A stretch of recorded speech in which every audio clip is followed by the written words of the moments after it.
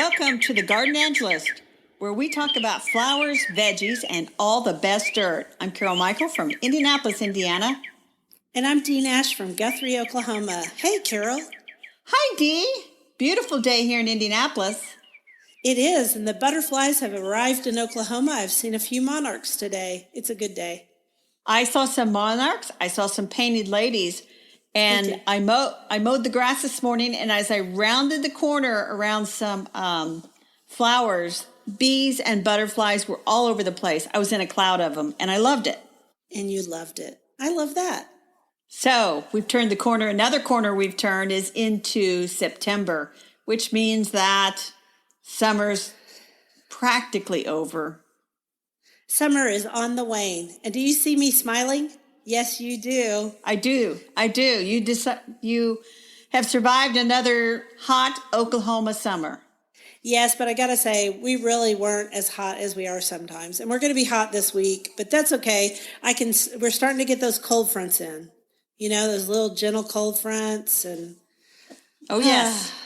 Not to be confused with the giant storms that we got in August, but that's okay. We won't talk about those. Well, speaking of storms, we have a quote. You going to say it or am I going to say it? I'll do the quote. Go for it. Come, pensive autumn, with thy clouds and storms, and falling leaves and pastures lost to flowers.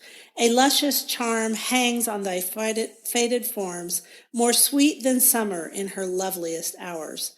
That's by John Clare to Autumn, from the Village Minstrel and Other Poems from 1821. I do not know how you found that. I don't know how I found it either, but I love it. I love the imagery of pastures lost to flowers. Yes, that isn't really what pastures are like now, but people are starting to change. They're starting to change their minds about that, and that kind of leads us into our flower for the day. It does. It does. Go for it, because I want to hear you pronounce the botanical name. So, American asters, or should we call them Symphyotrichum species? The genus formerly known as asters, like when Prince decided to be known as the artist formerly known as Prince. Yes, and I am not even going to try Symphyotrichum. See, I already messed it up. I'm committed to calling them asters. You know what? I looked it up on the Missouri Botanical Garden and listened to it several times. Symphyotrichum. But then that's pretty easy, and they're still part of the aster family, but right. They're not actually, they can be commonly called as asters, but now they're in this other genus and have been for a while. And don't ask me why. It probably has something to do with DNA, but I love them. I grow a lot of them. I love them too. And I have one that I really like in my garden, and it's a pass-along plant from my Aunt Marjorie. Aw. Do you know which variety it is? Oh, heavens, no. Or species? This variety, it might be the straight species for the New England aster. Oh, okay. I'll tell you more about it later as we get into this. Okay, cool.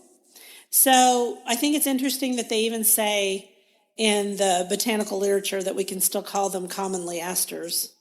I guess you can call anything, commonly anything you want to call it, but exactly. That's the official word. So why do we like these so much? They bloom in the fall when pollinators need blooms, right? And when there aren't very many blooms in the garden. They are super easy to grow. Right. What do you need to grow asters, Carol? Sun and soil. Pretty much. They don't like clay very much, but if you got a little well-drained soil and you got some sunshine or even partial shade, they will grow really well. And I think the biggest thing to remember about them is some of them want to take over because some of them spread by underground stems. I'm talking to you, willow aster, and that is Symphyotrichum praetum. I grow that, and it's beautiful, and it has these willow-like leaves, but dang it, it wants to be the only plant in that part of the garden. It even fights with goldenrod. Really? Yes.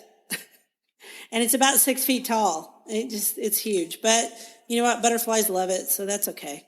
And then also you want to be sure and cut them back when you cut back all your other stuff that you want to not grow tall and flop over, which is around the Chelsea chop, but that's not what you call it.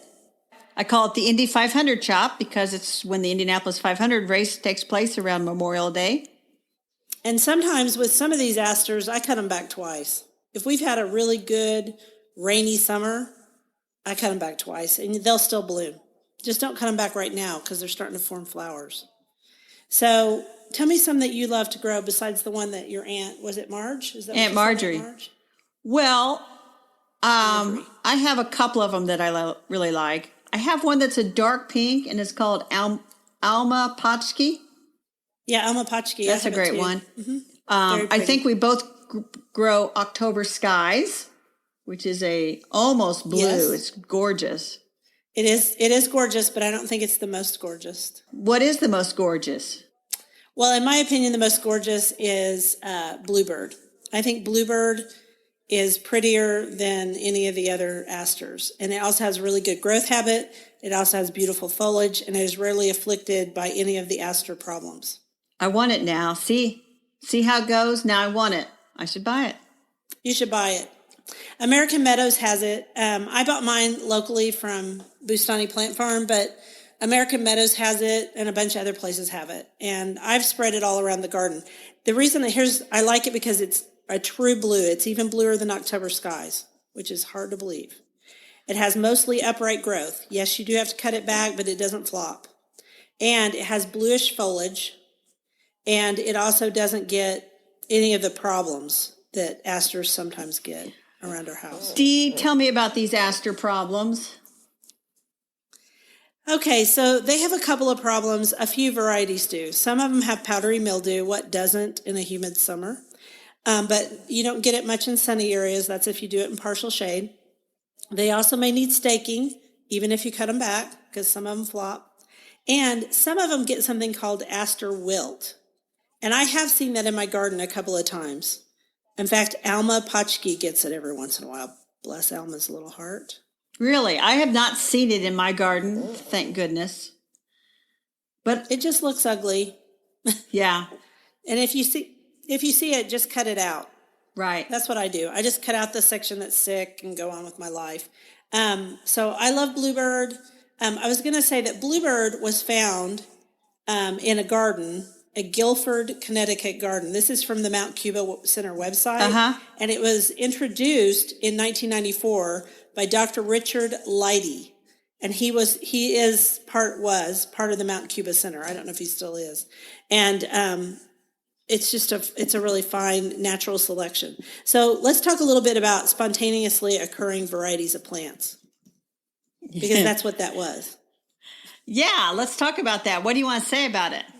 Well, I think it's like my favorite thing about plants, really and truly, that you'll just have this plant appear because maybe like me, you grow a whole bunch of different asters.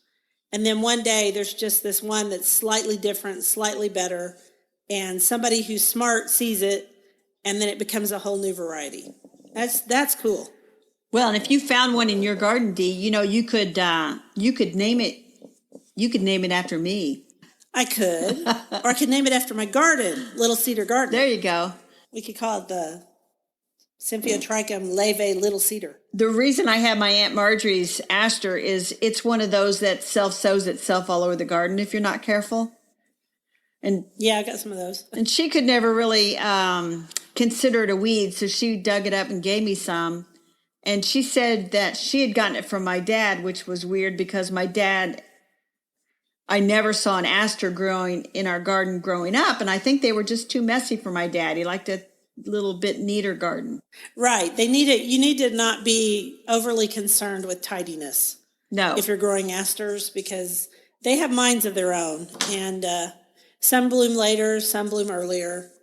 I don't know. I think that they are nice because they're kind of frothy. The foliage usually is, and it kind of weaves through other things. And that reminds me of another favorite aster that's unusual. Do you have Symphotrichum see, this is going to be hard, carolinianus? Do you have that one? The Carolina climbing? I do not. So it was given to me by a friend, Russell Studebaker. He gave it to me when I went up to visit him in Tulsa. And he said, "You'll love this plant." And anything Russell's given me, he's right. I've loved it. And I don't think it really climbs because I don't think it has tendrils or anything to hook onto things, but it has very, very long stems. And I have it in the center of the garden with a tutor, and it's beautiful because it blooms this kind of purpley pinkish blue color just when nothing else is blooming, except for this year. Guess what happened to it this year? What happened to it? Autumn clematis happened to it. Autumn clematis somehow reseeded over by it. I missed it. And that whole tutor is just full of autumn clematis. And here's the thing. I'm going to leave the autumn clematis up until it goes, right before it goes to seed, which will be in about 3 weeks. Because right now it's just covered with wasps. And I don't want to get in there with the wasps and bother them. And then they might accidentally sting me. So I'm going to dig it up, and I can see that the Carolina aster is okay, but it really kind of ruined my whole effect, Carol. I know. So, Dee, I looked up the Carolina aster and thought, why don't I have this? And I'll tell you why I don't have it. Why? It's only hardy to zone 7A, and I'm 6A. Oh, I'm sorry. I'm sorry I even brought it up. I bet you are. Not really. Moving right along. Do you know another common name for asters? No. What is it? Michaelmas daisies. Oh, yeah, Michaelmas daisies. Yeah. Because they bloom around the Feast of St. Michael, which is September the 29th. I have a niece and a nephew who were born 2 years apart on the 29th, so I always think of them. Oh, that's cool. The aster's their flower, the flower of their birth. Back when you had a mass for every single saint, back in the days, that's so Michaelmas. That's why they're called Michaelmas daisies. That's neat. I didn't know that. Right. So I love them, and I let them come up and just kind of grow wherever.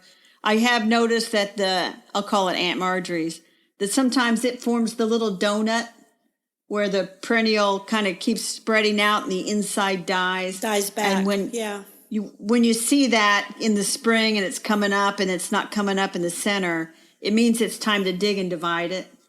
Yep. More for everybody. More for everybody. Because it has exhausted the soil in the middle and also shaded out that area. So that's why they do that. And a lot of perennials do that. Perennial grasses really do that. Yes. So, that means let's dig it up and make more plants. So I'm going to put a link in the show notes to American Meadows, Bluebird, and I will probably place an order week. Yes, and I noticed that on American Meadows website that they still call it Aster leve instead of Symphyotrichum leve, which just goes to show that, not everybody worries too much about that kind of thing. So there you go. I hope you buy it. It's hardy to where you are, right? I hope so. I'll probably call my little greenhouse around the corner and ask them if they can get it for me. That's the better. nicest thing to do. But this way our other listeners can get a piece of it also. Yes, but I'll include that link. So you know what else we plant in the fall? Yes, I do. We plant garlic. Yum. You want to talk about garlic? I'm salivating thinking about it. Are you going to do our quote? I will. Garlic is divine. Few food items can taste so many distinct ways, handled correctly. Misuse of garlic is a crime.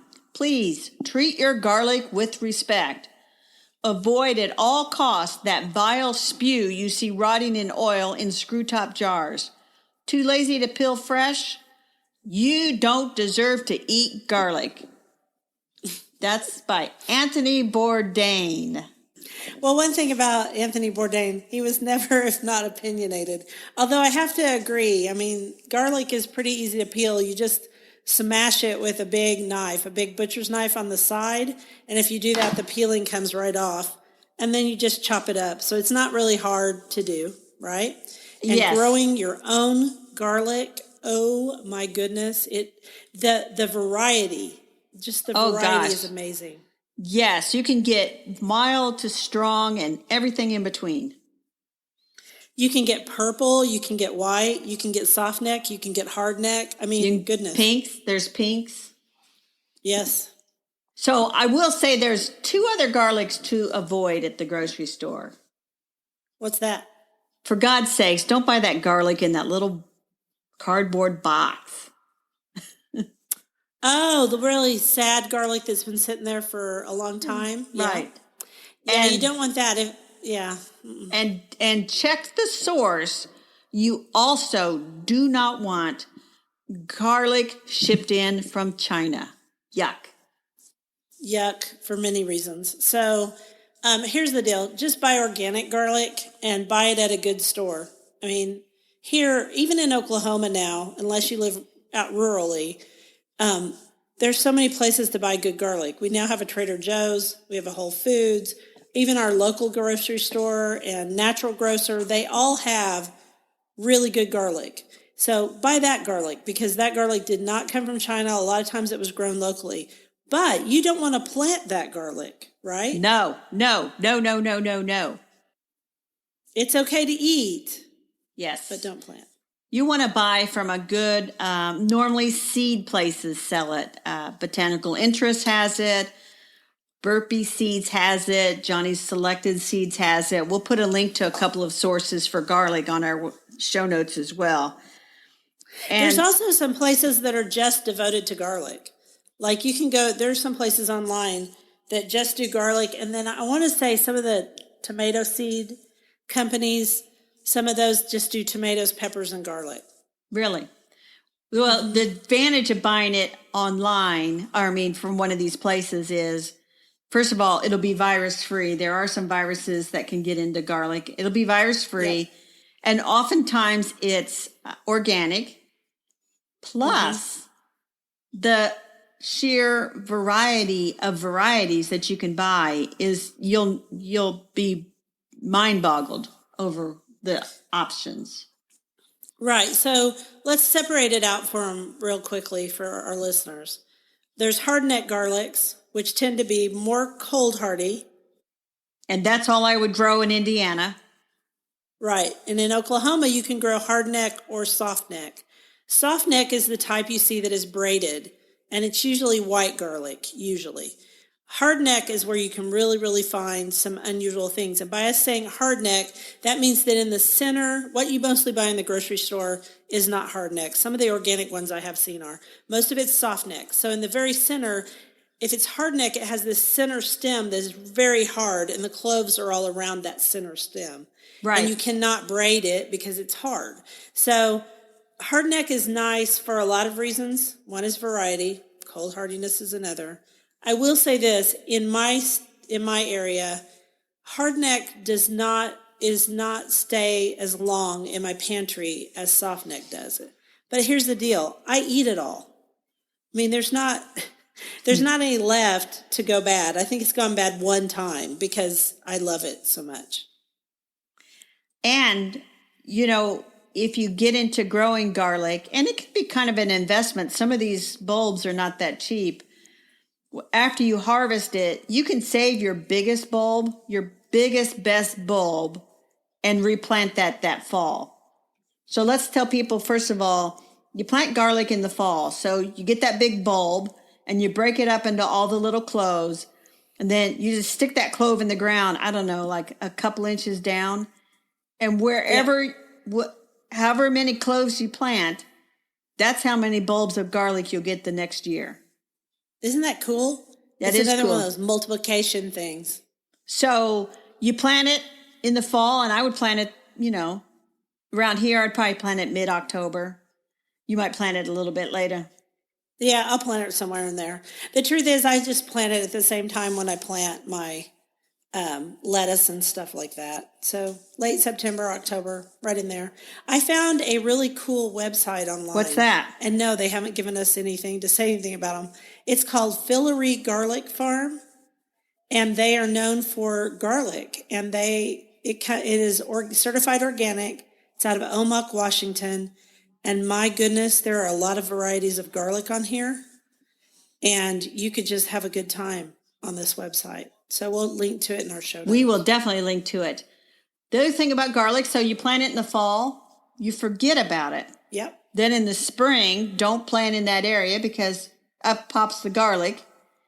and it'll just come up like a regular flower bulb would, and it'll grow, and you should not let it flower. Most of them won't try to flower, but if you see a flower forming in that little, almost a curlicue, center part, you need to cut that off, Yep. and you can actually cook with that. Use it in stir fry or whatever. You can cook with that garlic scape. And then Right. around here, usually around the end of June, you'd see some of the lower leaves dying.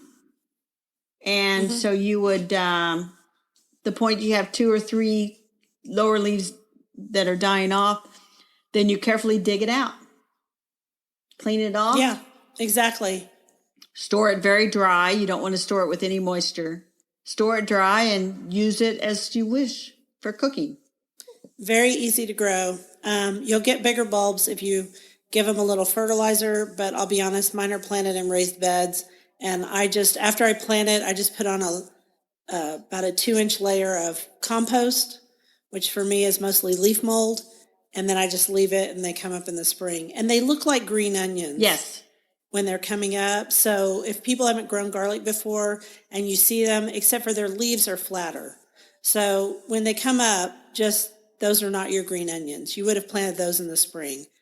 And I don't want anyone to feel like we're talking down to them. I just don't know that many people that grow garlic regularly, but I do every year. In fact, I'm probably going to order some. Yeah, you better, before they all sell out. The other thing I would say is you're a good gardener, so I'm assuming that you create a weatherproof label to label your rows of garlic so you know what's there. No. You know I don't do that. That's why you said that. No, what I do is I plant my garlic all around the edges of my beds in the potager, and so I just know where the garlic is. There you go. I move it around from year to year. I move it to a different bed. There are 4 beds. So I rotate it, but I always plant it on the edge because I think it's pretty. It is pretty, especially when it forms those scapes. Yeah, it's very pretty. So I plant garlic some years and some years I don't. So maybe I should plant some this year. I'll see. Yeah, let's both do it. Let's plant some. Okay. I have to pick a couple of hardneck varieties though. Well, I think you'll be able to go to that garlic farm and pick out a few. They have quite a few of hardneck ones. Okay. So there you go. All right. Very good. So that's something that people should be doing in their garden this fall. And they should be enjoying their asters. And actually, you can order asters and plant them this fall as soon as it isn't quite so hot. You can plant them and they'll do just fine, and then they'll multiply. So that's nice. Yeah, because we should talk in a future podcast episode. Fall is for planting. And people just don't really get that. But you'll have greater success with everything if you fall plant. Yeah, most of the time, unless you wait too late. Yep. You sure will. Because see, you don't have to water everything and keep it alive over the summer as hard, because it's a brand new plant. So if you plant in the fall, you'll get some gentle rains and they'll water it and it won't be so bad unless you have a really dry winter, in which case you need to water it once a week. Exactly. If it's above 40 degrees. So are you ready for our dirt, Dee? I am ready for our dirt, and it's exciting dirt. Well, at least I hope it's exciting. It's mostly dirt about us.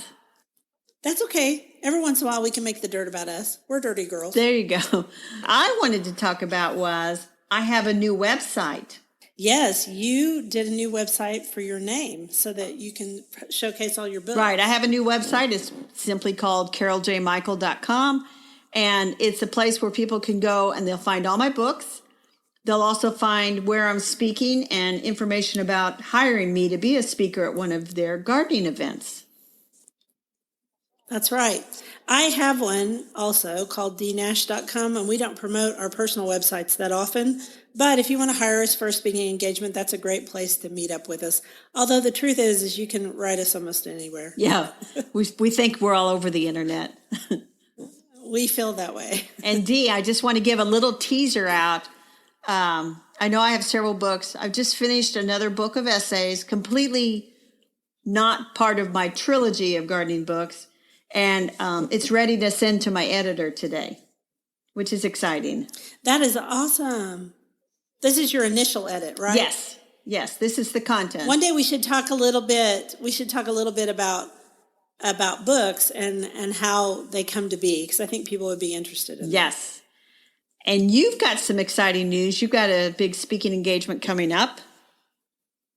Yes, I'm speaking twice to the Denton County, Texas Master Gardeners at their Fall Fest on October 12th. It's all over the internet. You can just search for it, and we will also link to it in our show notes. And just come on down or up, depending on where you live, whether you live in Texas or Oklahoma. Yeah, because Dee, you don't get out and speak as much as I do, so people are probably tired of me, but it's a big deal when you get out there.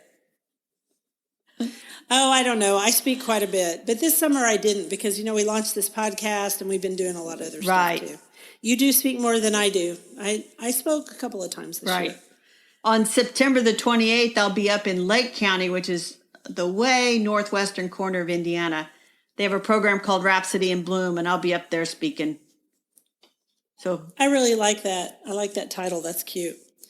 Well, everybody come see us. We love seeing our listeners, and we love talking to all of you. And it was such a great day to chat with you over the garden gate. It was. And Dee, I'll be seeing you in person real soon. We'll tell people about that later. Okay, cool. In the meantime, you can reach us at thegardenangelists at Gmail. You can also reach us on Instagram at The Garden Angelist, Facebook at The Garden Angelist, and on our individual accounts too. Our individual accounts are Red Dirt Ramblings, D. Nash, and May Dreams Gardens for Carol on Facebook, and then she's Indie Gardener, I think, on Twitter and on Instagram. Is that right? That's right. You got it. Wow, I got it right. We are also the Garden Angelists on Twitter, and you can always listen to us on Buzzsprout if you listen on your computer, or you can download our podcast at almost anywhere the podcasts can be found. We're so glad you guys listen. Thank you so much. All right. Bye-bye now. Bye.